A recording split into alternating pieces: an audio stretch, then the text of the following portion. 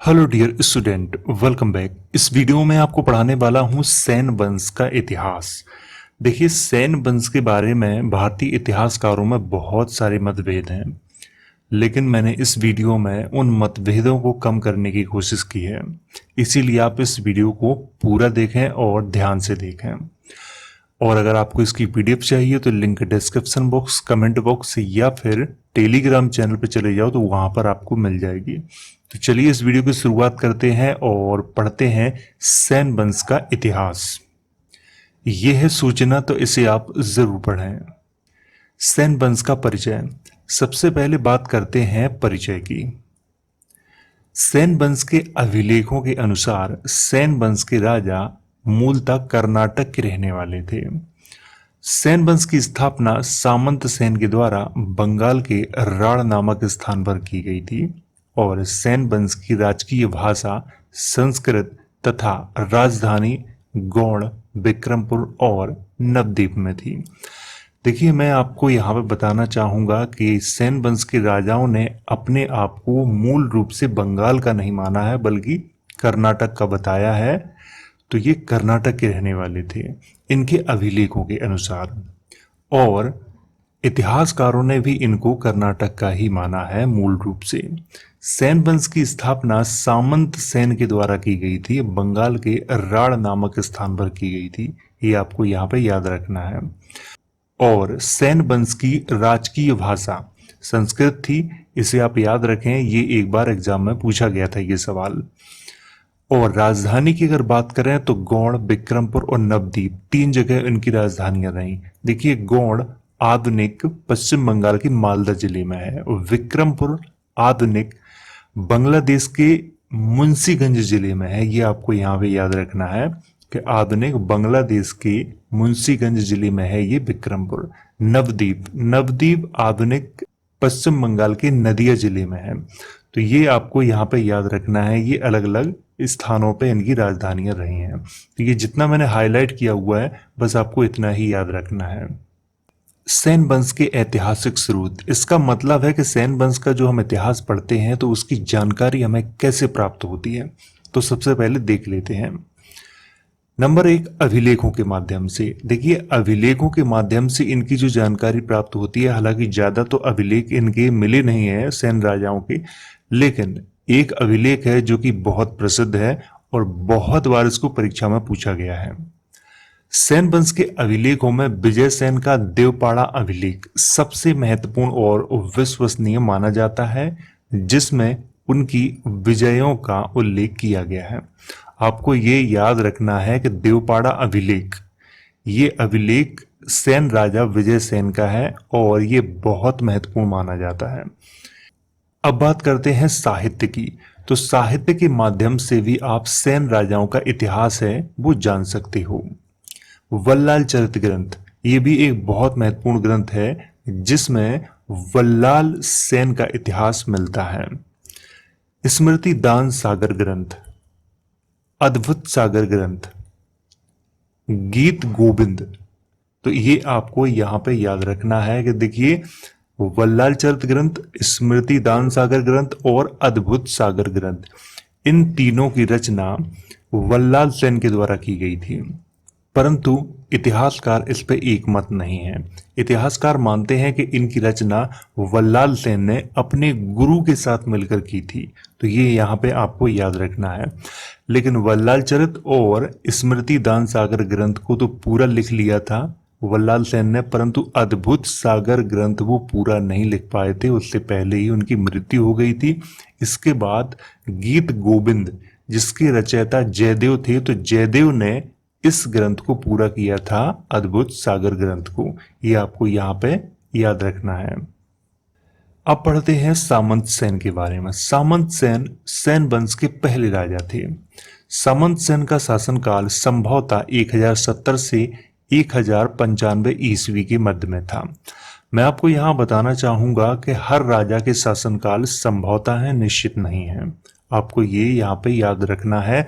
मैं अपने हर वीडियो में बोलता हूँ ये संभवतः है, निश्चित शासनकाल नहीं है, क्योंकि शासनकाल के बारे में इतिहासकारों में बहुत सारे मतभेद हैं। सामंत सेन को सैन वंश का संस्थापक माना जाता है। ये प्रश्न बहुत बार परीक्षा में पूछा जा चुका है, तो इसीलिए आप इसको विशेष तौर पे याद रखें।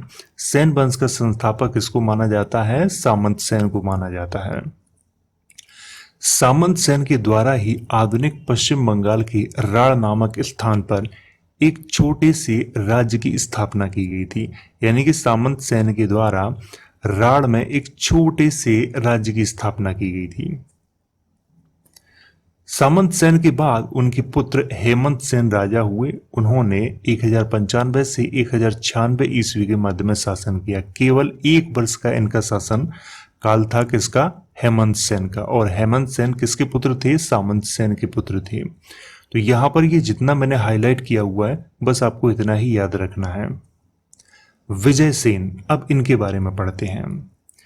विजय सेन का शासनकाल संभवतः 1096 से 1158 ईस्वी के मध्य में था। यह भी संभवतः है, निश्चित नहीं है। विजय सेन हेमंत सेन के पुत्र तथा उत्तराधिकारी थे। विजय सेन को सेन वंश का वास्तविक संस्थापक माना जाता है। आपको ये याद रखना है कि वास्तविक संस्थापक सेन वंश का किसे माना जाता है? विजय सेन को माना जाता है। ये आपको यहाँ पे याद रखना है, ये भी बहुत बार एग्जाम में पूछा गया है। विजय सेन ने परम माहेश्वर और अरिराज वृषशंकर की उपाधियां धारण की थी। आपको यहाँ पे ये याद रखना है कि परम माहेश्वर और अरिराज वृषशंकर की उपाधियां धारण की थी। किसने? विजय सेन ने। तो यहाँ पे ये जितना हाईलाइट मैंने किया है, इसको आपको याद रखना है। विजय सेन शैव धर्म के अनुयायी थे, परंतु कुछ इतिहासकार इन्हें वैष्णव धर्म का अनुयायी भी मानते हैं। इसीलिए आप कह सकते हो कि वैदिक धर्म के अनुयायी थे बस, क्योंकि इतिहासकारों में आपस में बहुत सारे मतभेद हैं। विजय सेन को कुछ इतिहासकार मानते हैं कि ये शैव धर्म के अनुयायी थे, तो कुछ इतिहासकार मानते हैं ये वैष्णव धर्म के अनुयायी थे। विजय सेन के द्वारा देवपाड़ा में प्रद्युम्नेश्वर मंदिर तथा एक झील का निर्माण करवाया गया था। आपको ये याद रखना है कि विजय सेन के द्वारा देवपाड़ा में प्रद्युम्नेश्वर शिव मंदिर और एक झील का निर्माण करवाया गया था। विजय सेन के द्वारा ही देवपाड़ा में एक अभिलेख को उत्कीर्ण करवाया गया था, जिसकी रचना उमापति धर नामक कवि के द्वारा की गई थी। और इसी अभिलेख में विजय सेन की विजयों का उल्लेख किया गया है। देखिए, यहां पर आपको याद रखना है कि देवपाड़ा अभिलेख, ये किसका अभिलेख है? विजय सेन का अभिलेख है। और इसकी रचना किसने की थी? इसकी रचना की थी उमापति धर नामक एक कवि थे, उन्होंने की थी इसकी रचना। और इसमें क्या जानकारी मिलती है? इसमें जानकारी मिलती है विजय सेन के बारे में जानकारी मिलती है, उनकी विजयों का उल्लेख इसमें किया गया है, देवपाड़ा के अभिलेख में किया गया है। विजय सेन के दरबारी कवि उमापति धर थे। विजय सेन की रानी के द्वारा कनक तुला पुरुष महादान यज्ञ का आयोजन करवाया गया था। आपको ये यहाँ पे याद रखना है, कनक तुला पुरुष महादान यज्ञ का आयोजन किसके द्वारा करवाया गया था? विजय सेन की रानी के द्वारा करवाया गया था। ये विजय सेन ने पाल वंश के राजा मदन पाल की राजधानी गौड़ पर अधिकार कर लिया था और मदन पाल को मगध में शरण लेनी पड़ी थी। ये आपको यहाँ पे याद रखना है। गौड़ कहाँ है? मैं आपको बता चुका हूं अभी। गौड़ पश्चिम बंगाल के मालदा जिले में है। विजय सेन की पहली राजधानी विजयपुर तथा दूसरी राजधानी विक्रमपुर में थी। ये भी आपको यहाँ पे याद रखना है कि इनकी 2 राजधानियां थी, एक राजधानी विजयपुर में थी और दूसरी विक्रमपुर में थी। तो जितना ये मैंने हाईलाइट किया हुआ है, बस आपको इतना ही याद रखना है। अब पढ़ते हैं वल्लाल सेन का इतिहास। वल्लाल सेन का शासनकाल संभवतः 1158 से 1179 ईस्वी के मध्य में था। आपको ये याद रखना है, ये भी संभवतः है। किसी भी राजा के शासनकाल निश्चित नहीं है, सारे राजाओं के शासनकाल सिर्फ संभवतः होते हैं। इतिहासकार इन पे एक मत नहीं है। तो यहाँ पे आपको याद रखना है कि वल्लाल सेन का जो शासनकाल था वो 1158 से 1179 ईस्वी के मध्य में था। वल्लाल सेन विजय सेन के पुत्र तथा उत्तराधिकारी थे। वल्लाल सेन के द्वारा गौड़ेश्वर की उपाधि धारण की गई थी। तो आपको यहाँ पे ये याद रखना है कि गौड़ेश्वर की जो उपाधि थी वो किसके द्वारा धारण की गई थी? वल्लाल सेन के द्वारा धारण की गई थी। वल्लाल सेन उच्च कोटि के विद्वान थे। उन्होंने अपने गुरु की सहायता से वल्लाल चरित, दानसागर और अद्भुत सागर जैसे ग्रंथों की रचना की। इसके बारे में मैं आपको शुरुआत में ही बता चुका हूं कि इस पर इतिहासकार एक मत नहीं है। कुछ इतिहासकार मानते हैं कि वल्लाल सेन ने अपने गुरु के साथ मिलकर इन तीनों ग्रंथों की रचना की थी, परंतु कुछ इतिहासकार मानते हैं कि इनकी रचना वल्लाल सेन ने ही की थी। मैं आपको बता दूं कि वल्लाल चरित और दान सागर, इन दोनों की रचना तो वल्लाल सेन के द्वारा ही की गई थी, परंतु अद्भुत सागर की रचना वल्लाल सेन के द्वारा नहीं की गई थी, लेकिन इसकी रचना उनके गुरु के द्वारा की गई थी। गुरु की मृत्यु के बाद इसको पूरा किसने किया था? गीत गोविंद के रचयिता जयदेव ने पूरा किया था इसको। ये आपको यहाँ पे याद रखना है। इसमें काफी जो विवाद है, इतिहासकार इस पर एक मत नहीं है, इसलिए मैं भी कुछ निश्चित तौर पर नहीं कह सकता हूं। वल्लाल सेन के द्वारा कुलीन प्रथा की शुरुआत की गई थी, जिसमें ब्राह्मण, वैश्य और कायस्थ को ही केवल श्रेष्ठ माना गया था, बाकी क्षत्रिय और शूद्रों को नीच कुल का माना गया था। यहां पर आपको याद रखना है कि कुलीन प्रथा, इसकी शुरुआत किसके द्वारा की गई थी? वल्लाल सेन के द्वारा की गई थी। और कुलीन किसको माना गया था? कुलीन का मतलब होता है कि सभ्य और श्रेष्ठ कुल। श्रेष्ठ कुल किसको माना गया था? ब्राह्मण, वैश्य को और कायस्थ को, इन तीनों को माना गया था केवल। क्षत्रिय और शूद्रों को श्रेष्ठ कुल का नहीं माना गया था। तो ये आपको यहाँ पे याद रखना है। और इसके बारे में बहुत बार एग्जाम में पूछा गया है कि कुलीन प्रथा की शुरुआत किसने की थी? वल्लाल सेन ने की थी। तो यहां पर जितना ये मैंने हाईलाइट किया हुआ है, बस आपको इतना ही याद रखना है। लक्ष्मण सेन, इनके बारे में पढ़ते हैं। लक्ष्मण सेन का शासनकाल संभवतः 1179 से 1205 ईस्वी के मध्य में था। लक्ष्मण सेन वल्लाल सेन के पुत्र तथा उत्तराधिकारी थे। लक्ष्मण सेन ने परम भागवत की उपाधि धारण की थी। आपको ये याद रखना है कि परम भागवत की उपाधि किसने धारण की थी? लक्ष्मण सेन ने धारण की थी। लक्ष्मण सेन वैष्णव धर्म के अनुयायी थे। इनकी उपाधि से ही पता चलता है कि ये वैष्णव धर्म के अनुयायी थे। लक्ष्मण सेन की राजधानी लक्ष्मणवती में थी, जिसे मध्यकाल में लखनौती कहा जाता था और आधुनिक समय में नदिया कहा जाता है। देखिए, इसको थोड़ा आप याद रखें अच्छे से, क्योंकि इसकी चर्चा मध्यकाल में बहुत होने वाली है। तो लक्ष्मण सेन की राजधानी कहाँ थी? लक्ष्मणवती में थी। और मध्यकाल में से क्या कहा जाता था? लखनौती कहा जाता था। और आधुनिक समय में नदिया कहा जाता है। लक्ष्मण सेन के दरबार में जयदेव, धीही, हलायुद्ध और श्रीधर दास रहते थे, जिसमें जयदेव का स्थान सर्वोच्च था। जयदेव, जिनके बारे में मैं अभी आपको बता रहा था, इन्होंने ही गीत गोविंद नामक ग्रंथ की रचना की थी। तो ये आपको यहाँ पे याद रखना है।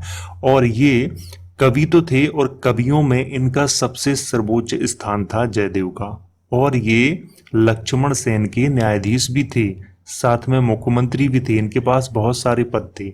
तो आपको ये यहाँ पे याद रखना है।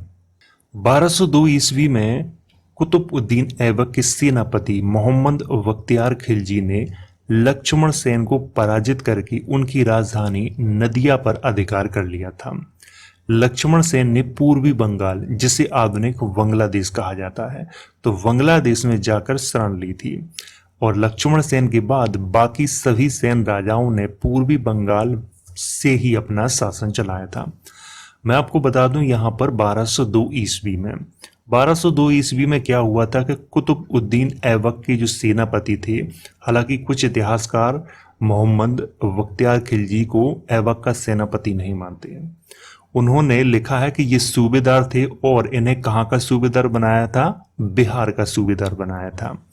तो इन्होंने क्या किया था? बख्तियार खिलजी ने कि लक्ष्मण सेन की राजधानी नदिया पर आक्रमण किया था, और लक्ष्मण सेन ने इनका कोई मुकाबला नहीं किया था और वो भाग गए थे। कहाँ? पूर्वी बंगाल। पूर्वी बंगाल यानी आधुनिक बांग्लादेश। तो वहीं से उन्होंने अपना जो बाद बाकी शासन काल था वहीं से शासन चलाया था। और लक्ष्मण सेन के बाद जो सेन वंश में राजा हुए उन्होंने भी अपना जो शासन था वो पूर्वी बंगाल से ही चलाया था। तो यहाँ पर जी जितना मैंने हाईलाइट किया हुआ है आपको बस इतना ही याद रखना है। लक्ष्मण सेन के बाद केशव सेन, जिनका शासनकाल 1205 से 1225 ईस्वी के मध्य में था, और विश्वरूप सेन, जिनका शासनकाल 1225 से 1230 ईस्वी के मध्य में था। तो ये राजा बने। परंतु विश्वरूप सेन के उत्तराधिकारी सूर्यसेन को पराजित करके दशरथ देव ने पूर्वी बंगाल में देववंश की स्थापना की थी। आपको ये याद रखना है कि सूर्यसेन जो किसके उत्तराधिकारी थे? ये विश्वरूप सेन के उत्तराधिकारी थे। इनको किसने पराजित किया था? दशरथ देव ने पराजित किया था और यहीं से सेन वंश समाप्त हो गया था और देव वंश का उदय हुआ था। कहाँ पे? पूर्वी बंगाल यानी आधुनिक बांग्लादेश। मैं आपको एक थोड़ी अतिरिक्त जानकारी भी देना चाहूंगा। वैसे तो बहुत सारी मैंने किताबें पढ़ी तो उनमें मुझे लक्ष्मण सेन के उत्तराधिकारी अलग अलग लिखे हुए मिले।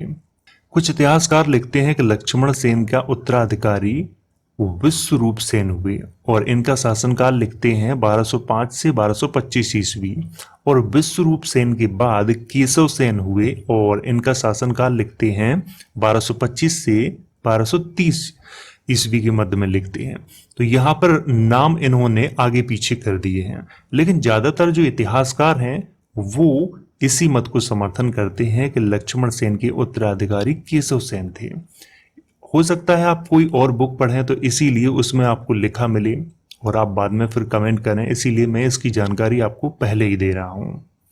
तो यहाँ पर ये जितना मैंने हाईलाइट किया हुआ है आपको बस इतना ही याद रखना है। वीडियो एक बार समझ में ना आया हो तो आप इसे दोबारा भी देख सकते हैं, और पीडीएफ चाहिए तो link description box, comment box या फिर टेलीग्राम चैनल पे चले जाओ तो वहां पे आपको मिल जाएगी, तो वहां से आप डाउनलोड कर सकते हो। वीडियो अच्छा लगा हो तो लाइक करो, शेयर करो, और आपका कोई सवाल है तो कमेंट करके आप मुझसे पूछ सकते हो।